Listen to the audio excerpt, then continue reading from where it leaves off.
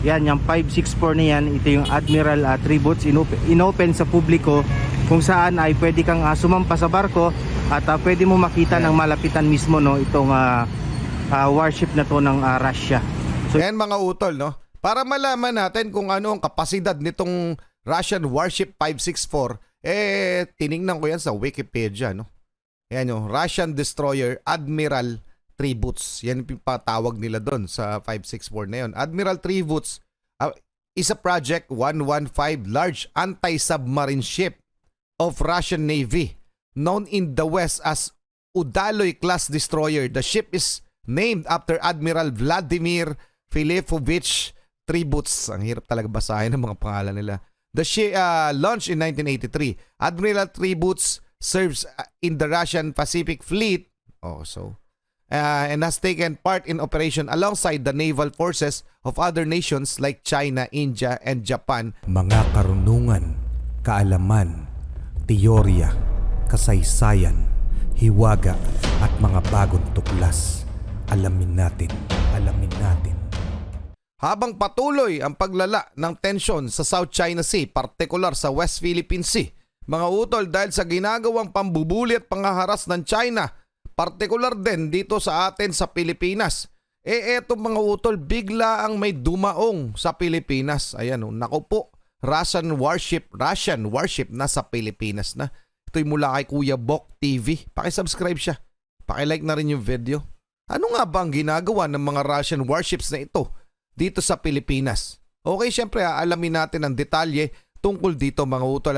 Pero bago yan, panoorin muna natin tong footage ni Kuya Bok. isang magandang hapon po sa inyong lahat. Nandito tayo ngayon sa Manila Bay at ating makikita itong dalawang barko ng pandigma rito. At titingnan natin kung saang bansa nga ba no, ito galing. At titingnan natin kung ano din yung dahilan kung bakit sila nandito. Alright mga kababayan, so ayon sa ating research, no, Mga utol, gray ship. yung dalawang barko na nandito ngayon sa Manila Bay, dito sa pier natin, ay dalawang Russian destroyer anti-submarine. Ito yung Admiral Tributes 564 at Admiral Penteleyev 548. So dalawang Russian destroyer mga kababayan yung nandito, no. So hindi lang ito ang unang beses na sila ay dumaong dito sa atin. So marami ng beses. Katulad ngayon, parang naghatid sila, no. Teka lang mga utol. Totoo yan ha. Hindi lang itong unang beses na dumaong dito ang mga Russian naval warship. Okay? So merong nangyari ng May 2019, meron ng 2021. So hindi na bago ito. Okay? Para malinaw lang sa ating lahat. Pero ano nga ba ang ginagawa ng Russian warship dito sa Pilipinas? Mamaya i-check natin yung katotohanan. Pero actual footage na ito mga utol mula kay Kuya Bok. Or parang yun yung pagkakaintindi ko dun sa post ng Russian Embassy to the Philippines ng ambassador, no, na nila ng Russia dito sa Pilipinas. Ayan. So dalawa. At meron nga akong napanood or nabasa na isang beses taong 2016 ata yun or 2006, no, na inopen sa publiko itong isa nilang destroyer, no. Itong yan, yung 564 na yan, ito yung Admiral Tributes, inopen sa publiko kung saan ay pwede kang sumampa sa barko at pwede mo makita ng malapitan mismo, no, itong warship na to ng Russia. So, yan mga utol, no? Para malaman natin kung ano ang kapasidad nitong Russian Warship 564, tiningnan ko yan sa Wikipedia, no? Yan yung Russian Destroyer Admiral Tributes. Yan yung patawag nila doon sa 564 na yun. Admiral Tributes is a Project 115 large anti-submarine ship of Russian Navy known in the West as Udaloy class destroyer. The ship is named after Admiral Vladimir Filipovich Tributes. Ang hirap talaga basahin ng mga pangalan nila.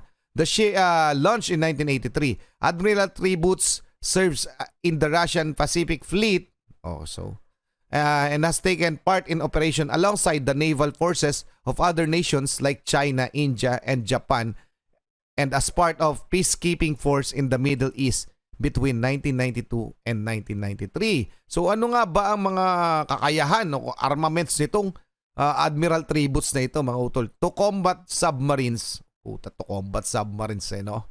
Admiral Tributes mounts 2 quadruple launcher for 8 missiles in the metal anti-ship complex along with the RBU 6000 12-barrel rocket launcher for close-in defense.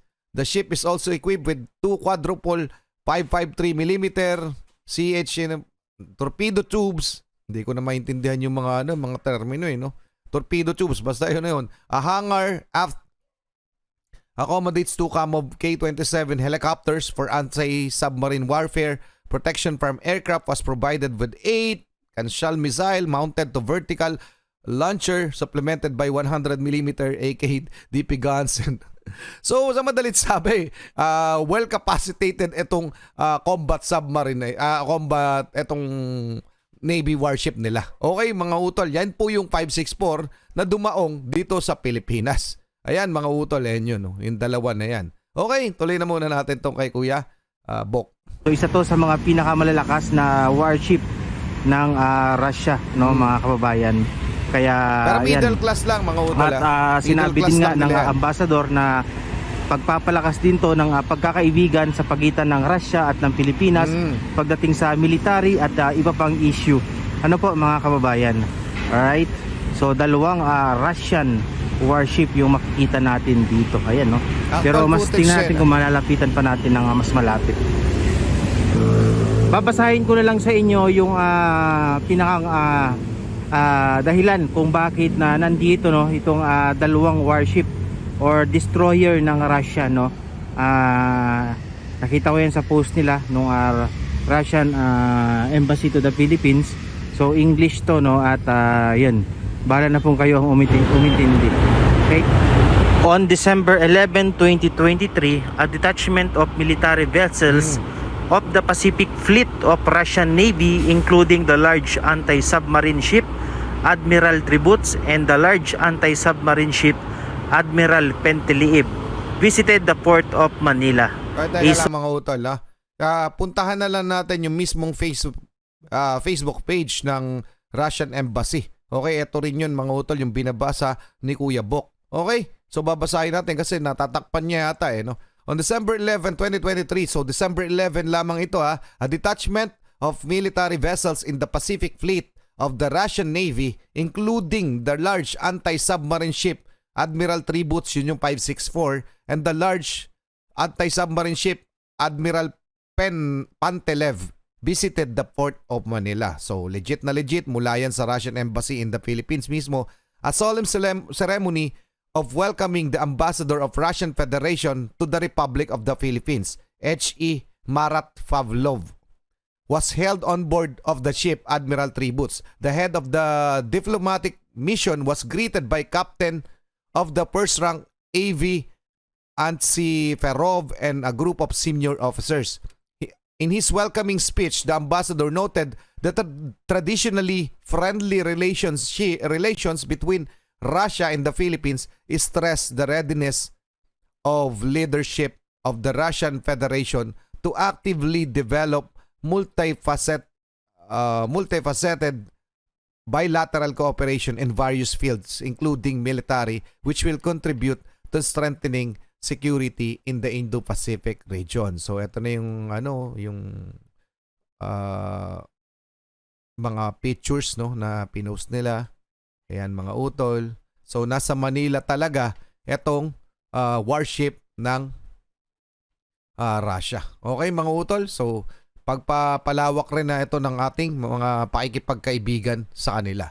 So ano masasabi nyo dyan mga utol? Maraming salamat sa iyo Kuya Bok sa pagbabahagi nito.